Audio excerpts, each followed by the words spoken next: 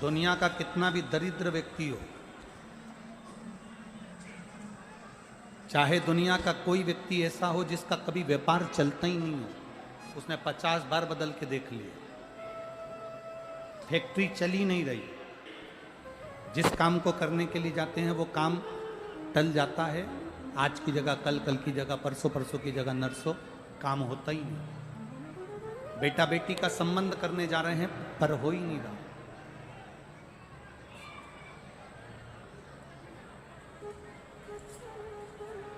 कितना भी दरिद्र से दरिद्र व्यक्ति है, कितना भी दीन से दीन व्यक्ति है, एक नियम वो अगर अपनी जिंदगी में बना ले, प्रदोष काल में, प्रदोष के समय पर बेलपत्री के वृक्ष के नीचे एक बार जाकर नमन करना और प्रदोष काल में शंकर भगवान के मंदिर में दिया लगाना, ये दो चीजें अगर वो 3 महीना भी लगातार कर ले तो उसके जीवन में कभी कोई समस्या आ ही नहीं सकती, कोई दुख आ ही नहीं सकता। एक नियम बना, जब कोई कहते तुम्हारे जीवन में कष्ट ही कष्ट है, तब एक काम चालू करो, शिव की आराधना।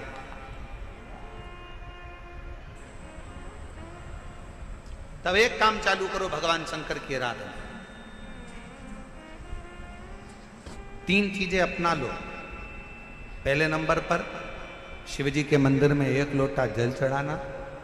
दूसरे नंबर पर मंदिर में दिया लगा सकते हो तो ठीक है, नहीं तो एक कनेर का फूल पीला वाला, देखा है आप लोगों ने? जम के बोलो जरा। पीले कलर का कनेर का फूल एक, प्रदोष काल के समय पर अगर दीप लगा सको तो ठीक है, नहीं तो एक कनेर का फूल पीले कलर का, शिव जी के अशोक सुंदरी का स्पर्श। अशोक सुंदरी वाली जगह मालूम है ना आप लोगों को? फिर से आप समझ लेंगे।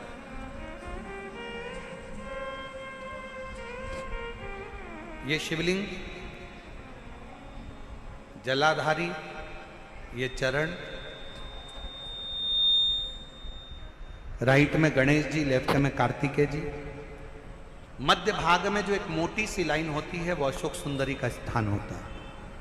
जहां पर शिवलिंग रखा हुआ है ये पार्वती जी का हस्तकमल। शिवलिंग के ऊपर जो कलश में से एक एक बूंद पानी गिरता है वो शंकर जी की 5 लड़कियां, जया, विषहरा, श्यामली बारी, दौतली, देव।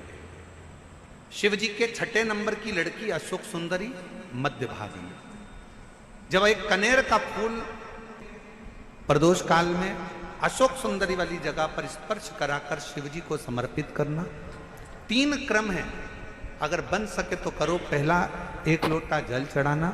दूसरे नंबर पर अगर बहुत ज्यादा तकलीफ की जिंदगी चल रही हो, बहुत कष्टमय जीवन चल रहा हो और सब ने कह दिया कि तुम्हारी किस्मत में तो धक्के ही लिखे हैं, केवल आप धक्के ही खाओगे, तो एक कनेर का पुष्प प्रदोष काल में अशोक सुंदरी का स्पर्श कराकर शिवलिंग पर चढ़ाओ और शिव की आराधना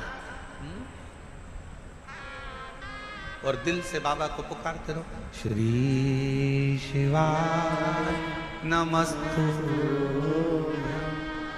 श्री शिवाय नमस्तु। और मेरी जीजियों, मेरे जीजाओं, मेरी बेटियों, बेटाओं, मेरी माताओं, एक बात और आपसे कहना चाहता हूं। जब आप पशुपतिनाथ का व्रत करो ना,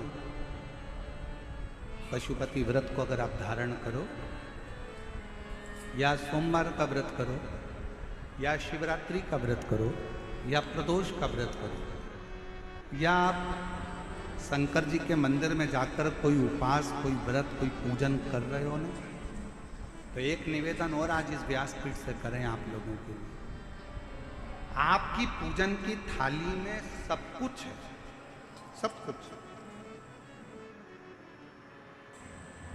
और जो आपके पास में बैठकर पूजन कर रही है उसकी थाली में अगर कोई कमी रह गई है ना, तो शिव महापुराण ये भी कहती है कि शंकर के सामने बैठकर किसी की पूजन की थाली में भी कमी मत देखो, बन सके अपनी पूजन की थाली में से थोड़ा सा सामान उसकी थाली में रख दो, प्रयास करना कि वो कमी ना देखी जाए।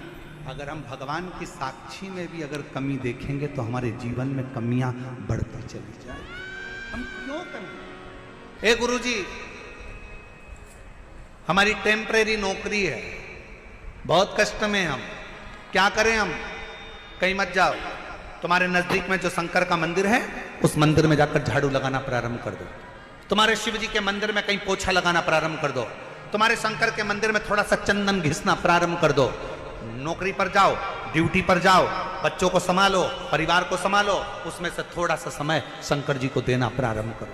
थोड़ा सा समय निकालना शिव जी के लिए, थोड़ा सा समय। गुरुजी अभी मेरी तनख्वाह तो मात्र 8,000 रुपए मिलती है, प्राइवेट जॉब कर रहा हूं, परिवार बड़ा है, गुरुदेव दिल्ली जैसे शहर में रह रहा हूं, बहुत दुख का जीवन चल रहा है, क्या करूं?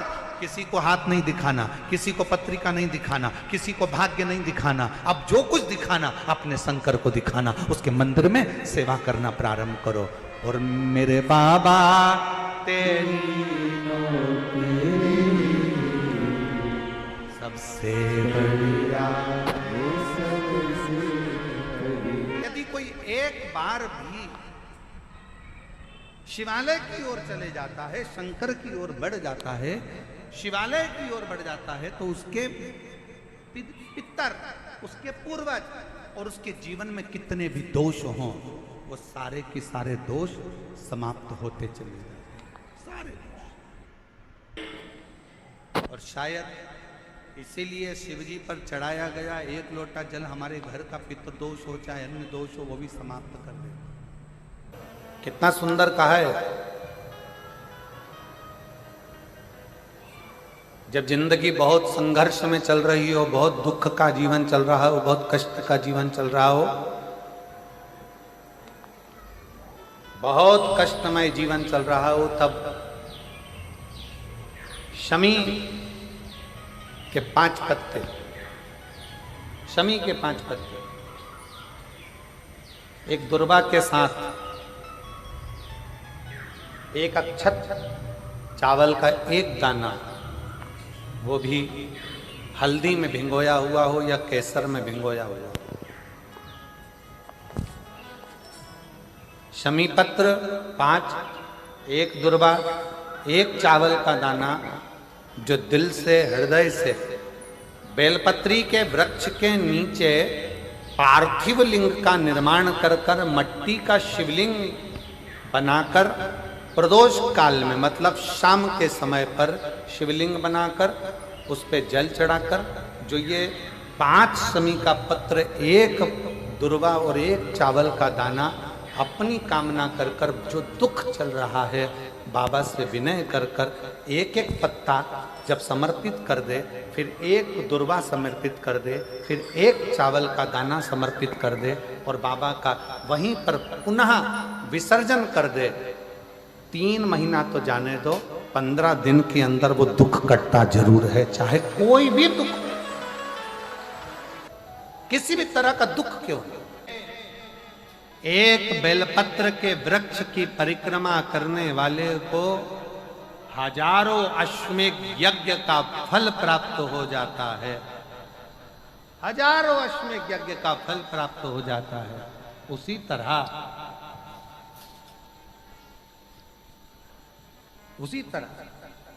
एक पार्थिव लिंग का निर्माण करने वाले को, मिट्टी का शिवलिंग का निर्माण कर कर पूजन करने वालों को 12 ज्योतिर्लिंग के शिवलिंग के दर्शन का पुण्य फल प्राप्त।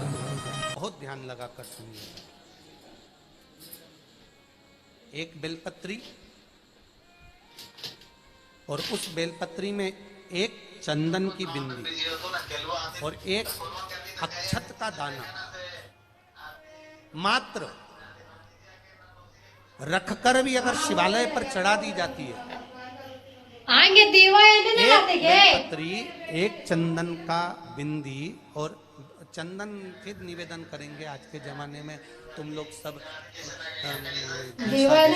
पढ़ा पढ़ाया डब्बी का सामान ले लेकर वो ना, चंदन की पंक्तियां रखो, थोड़ा सा भी घिसो, जरा सा भी घिसो, उसकी एक बिंदी और एक चावल का दाना जब हम भगवान देवादिदेव महादेव को समर्पित करते हैं, अपनी कामना कर कर समर्पित करते हैं, तो निश्चितता है महापुराण की कथा कहती है शंकर भगवान उसका फल शीघ्र प्रदान कर देते हैं। भले आपने कुछ करा ना करा, उसका फल तुम्हें मिल जाए। में जाना, लोटा भरकर जल समर्पित करना, और कभी तुम्हारे जीवन में अगर तुमको लग रहा है कि मैं दुखों से पीछा छूट ही नहीं रहा, तब उस जगह पर बेलपत्री के मध्य भाग में पीला चंदन, ये जो पत्ती है और ये दो पत्ती हैं, ये बड़ी पत्ती और ये बीच की जो दो पत्ती हैं, इसके बीच में जो डंडी का भाग रहता है, जो बीच में डंडी का जो भाग है, बड़ी पत्ती और ये दो छोटी पत्ती के मध्य में जो डंडी का भाग है, उस डंडी के भाग में पीला चंदन और एक अक्षत पीला शंकर भगवान को आप अगर प्रदोष काल में समर्पित कर रहे हैं, तो ये निश्चित है कि धीरे धीरे कर कर वो दुख समाप्त होगा, वो दुख कटेगा ही। प्रगट वर्णन किया गया शंकर भगवान की आराधना में, शिव की आराधना में।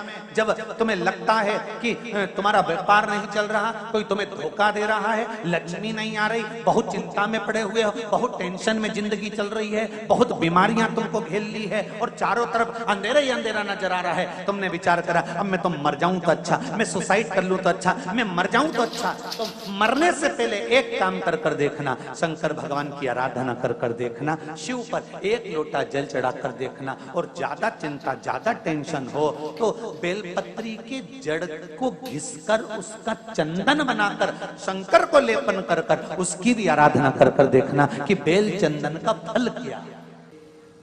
बेलपत्र, एक बेल, ये कोई साधारण नहीं, एक बेलपत्र, एक बेल,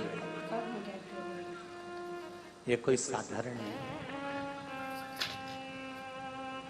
एक बेल।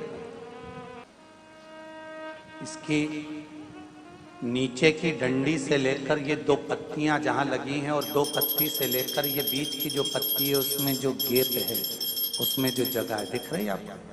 ये दो पत्ती से लेकर बीच की पत्ती के बीच में जो जगह खाली रहती है, 33 कोटि देवी देवताओं विराजमान रहते हैं इस बीच की जगह में।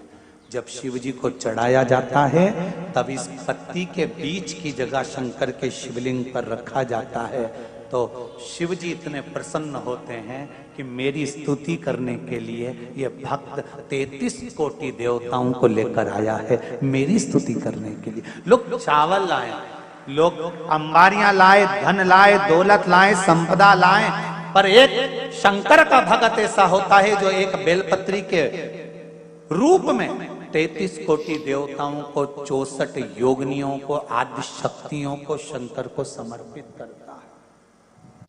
कितना सुंदर संवाद है, कितना सुंदर बात कही कि भूल से किसी तीर्थ में नहीं, कहीं हमने गौदान नहीं करा, कहीं हम किसी तीर्थ में नहीं गए, हमने कहीं गौदान नहीं करा, हमने कहीं ब्राह्मण भोजन नहीं कराया, हम कहीं गंगा यमुना कावेरी सरस्वती नर्मदा छिपरा पुण्यवान नदी में हम स्नान नहीं कर पाए।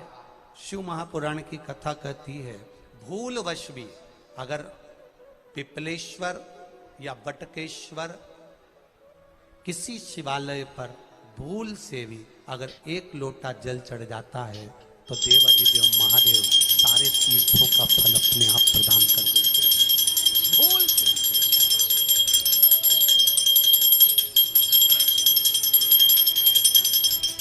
एकांतेश्वर महादेव किसी तीर्थ में नहीं है, कहीं हमने गौदान नहीं करा, कहीं हम किसी तीर्थ में नहीं गए, हमने कहीं गौदान नहीं करा, हमने कहीं ब्राह्मण भोजन नहीं कराया, हम कहीं गंगा यमुना कावेरी सरस्वती नर्मदा छिपरा पुण्यवान नदी में हम स्नान नहीं कर पाए। शिव महापुराण की कथा कहती है, भूलवश भी अगर पिपलेश्वर या बटकेश्वर किसी शिवालय पर भूल से भी अगर एक लोटा जल चढ़ जाता है तो देवाधिदेव महादेव सारे तीर्थों का फल अपने आप प्रदान कर देते हैं। भूल से भी चढ़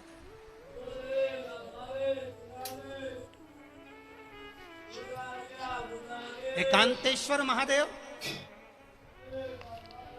जो कि एकांत में बैठा हुआ है, एकांतेश्वर महादेव अकेला बैठा है अलमस्त होकर।